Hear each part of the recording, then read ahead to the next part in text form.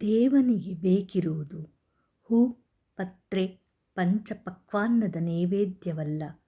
ಲಕ್ಷ ಕೋಟಿ ಬಿಲ್ವಾರ್ಚನೆ, ಧೂಪ ದೀಪ ಆರತಿಯಲ್ಲ. ದೇವನಿಗೆ ಬೇಕಾಗಿರುವುದು ನಮ್ಮ ಅಂತರಂಗದ ಪವಿತ್ರತೆ. ಯಾರ ಅಂತರಂಗ ಶುದ್ಧವಾಗಿದೆಯೋ ಅಲ್ಲಿ ದೇವನ ಕರುಣೆ ತಾನಾಗಿಯೇ ಹರಿದು ಬರುವುದು.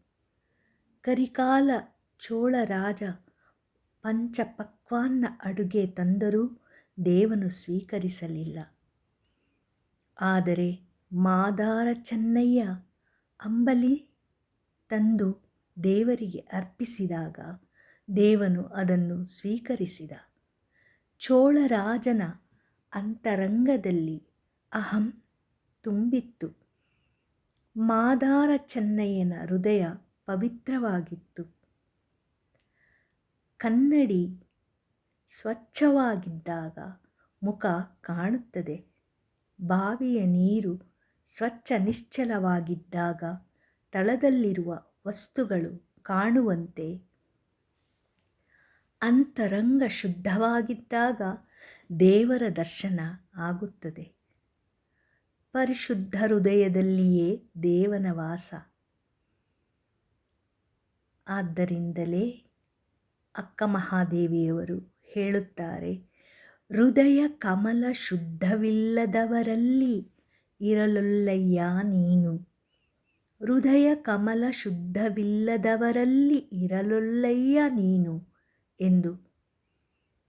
ನಾವು ಬಹಿರಂಗ ಶುದ್ಧಿಯ ಕಡೆ ಗಮನ ಕೊಟ್ಟಿದ್ದೇವೆ. ಅಂತರಂಗದ ಕೂಗು ಕೇಳದಾಗಿದೆ. ಅಂತರಂಗದಲ್ಲಿ ಕಲ್ಮಶ ತುಂಬಿಕೊಂಡಿದೆ.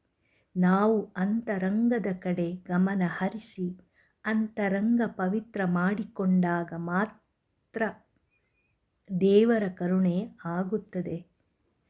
ನಾವೆಲ್ಲ ಮಕರ ಸಂಕ್ರಮಣ ಹಬ್ಬದಂದು ಎಳ್ಳು ಬೆಲ್ಲ ವಿನಿಮಯ ಮಾಡಿಕೊಂಡೆವು. ಎಳ್ಳು ಬೆಲ್ಲ ನಾಲಿಗೆಯ ಮೇಲೆ ಇಟ್ಟಾಗ ಇದು ಸಿಹಿಯಾಗಿದೆ ಎಂದು ಅನುಭವವಾಗುತ್ತದೆ. ಪಂಚೇಂದ್ರಿಯಗಳಿಂದ ಆಗುವ ಜ್ಞಾನಕ್ಕೆ ಅನುಭವ ಎನ್ನುತ್ತೇವೆ. ಅನುಭಾವ ಎಂಬುದು ಪಂಚೇಂದ್ರಿಯಗಳಿಗೆ ಮೀರಿದ ಜ್ಞಾನ. ಅನುಭಾವ ಎಂಬುದು ಪಂಚೇಂದ್ರಿಯಗಳಿಗೆ ಮೀರಿದ ಜ್ಞಾನ. ಅದು ಹೇಳಲಿಕ್ಕೆ ಕೇಳಲಿಕ್ಕೆ ಬರುವುದಿಲ್ಲ, ಅನುಭವಿಸಬೇಕಾಗುತ್ತದೆ. ಅನುಭಾವ ಶಿಶು ಕಂಡ ಕನಸಿನಂತೆ. ಅನುಭಾವ ಅನ್ನೋದು ಶಿಶು ಕಂಡ ಕನಸಿನಂತೆ, ಮಾತುಗಳಿಗೆ ಮೀರಿದ ಜ್ಞಾನ. ಶರಣರು ಅನುಭವ ಮಂಟಪದಲ್ಲಿ ನಿತ್ಯ ಅನುಭಾವಗೋಷ್ಠಿ ಮಾಡುತ್ತಿದ್ದರು. ಹೃದಯ ಹೃದಯ ಸಂವಾದದಿಂದ ಅನುಭವ ಹುಟ್ಟುತ್ತದೆ. ಅನುಭಾವವಿಲ್ಲದ ಭಕ್ತಿ ಆಯುಧವಿಲ್ಲದ ವೀರನಂತೆ. ಅನುಭಾವವಿಲ್ಲದ ಆಚಾರ ಕಾಲಿಲ್ಲದ ಹೆಳವನಂತೆ ಎಂದು ಎಡೆಯೂರು ಸಿದ್ಧಲಿಂಗೇಶ್ವರರು ಹೇಳುತ್ತಾರೆ. ಕೂಡಲ ಸಂಗನ ಶರಣರ ಅನುಭಾವದ ಬಲದಿಂದ ಎನ್ನ ಭವದ ಕೇಡು ನೋಡಯ್ಯ ಎಂದು ಬಸವಣ್ಣನವರು ಹೇಳುತ್ತಾರೆ. ಕೂಡಲ ಸಂಗನ ಶರಣರ ಅನುಭಾವದ ಬಲದಿಂದ ಎನ್ನ ಭವದ ಕೇಡು ನೋಡಯ್ಯ ಎಂದು ಬಸವಣ್ಣನವರು ಹೇಳುತ್ತಾರೆ. ಅನುಭವ ಕ್ಷಣಿಕ ಸುಖ ಕೊಡುತ್ತದೆ. ಅನುಭಾವ ನಿತ್ಯ ಸುಖ ಕೊಡುತ್ತದೆ. ಅನುಭಾವ ಅಧ್ಯಾತ್ಮ ಸಾಧನೆಯಿಂದ ಪಡೆಯಬೇಕಾಗುತ್ತದೆ. ಅನುಭಾವ ಆಧ್ಯಾತ್ಮ ಸಾಧನೆಯಿಂದ ಪಡೆಯಬೇಕಾಗುತ್ತದೆ. ಮಹಾತ್ಮರ ಶರಣರ ಸಂತರ ಮಾರ್ಗದಲ್ಲಿ ನಡೆದು ನಾವು ಅನುಭವ ಸಂಪಾದಿಸೋಣ, ನಿತ್ಯ ಸುಖ ಪಡೆಯೋಣ.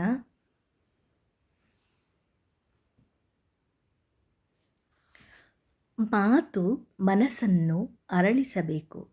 ಮಾತು ಮನಸ್ಸನ್ನು ಅರಳಿಸಬೇಕು, ಕೆರಳಿಸಬಾರದು. ಮಾತು ಆತ್ಮೋನ್ನತಿಗೆ ಕಾರಣವಾಗಬೇಕು. ವಂಚನೆ ತುಂಬಿದ ಮಾತು ಜೀವನ ನರಕವಾಗಿಸುತ್ತದೆ. ಸ್ವಾರ್ಥರಹಿತ ಮಾತು ಪ್ರೀತಿಯ ಮಾಧುರ್ಯದ ಮಾತು ಹೃದಯ ತುಂಬಿಕೊಳ್ಳುತ್ತದೆ. ಮಾತೆಂಬುದು ಜ್ಯೋತಿರ್ಲಿಂಗ ಎಂದು ಪ್ರಭುದೇವರು ಹೇಳಿದರು. ನುಡಿದರೆ ಮುತ್ತಿನ ಹಾರದಂತಿರಬೇಕು, ನುಡಿದರೆ ಲಿಂಗ ಮೆಚ್ಚಿ ಅಹುದು ಅಹುದು ಎನ್ನಬೇಕು ಎಂದು ಬಸವಣ್ಣನವರು ಹೇಳಿದರು. ಚುಚ್ಚು ಮಾತನಾಡುವುದಕ್ಕಿಂತ ಬಿಚ್ಚು ಮಾತನಾಡಬೇಕು. ಒಂದು ಒಳ್ಳೆಯ ಮಾತು ಮಾನವನ ಪ್ರಗತಿಗೆ ಕಾರಣವಾಗಿರುತ್ತದೆ, ಭವ್ಯತೆ ಕಡೆಗೆ ಕರೆದುಕೊಂಡು ಹೋಗುತ್ತದೆ. ಅನಾವಶ್ಯಕ ಮಾತು ದುರ್ಘಟನೆಗಳಿಗೆ ಕಾರಣವಾಗುತ್ತದೆ.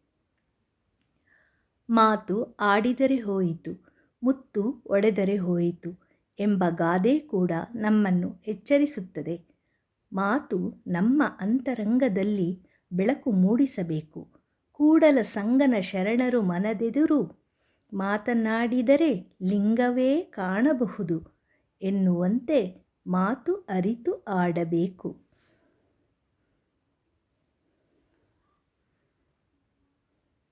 ಮಾತು ಹಿತಮಿತವಾಗಿರಬೇಕು.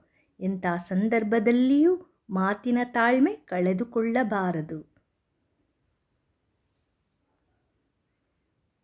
ನಕಾರಾತ್ಮಕ ಮಾತನಾಡುವುದಕ್ಕಿಂತ ಸಕಾರಾತ್ಮಕ ಮಾತನಾಡಿ ಬೆಳಕು ತುಂಬಬೇಕು.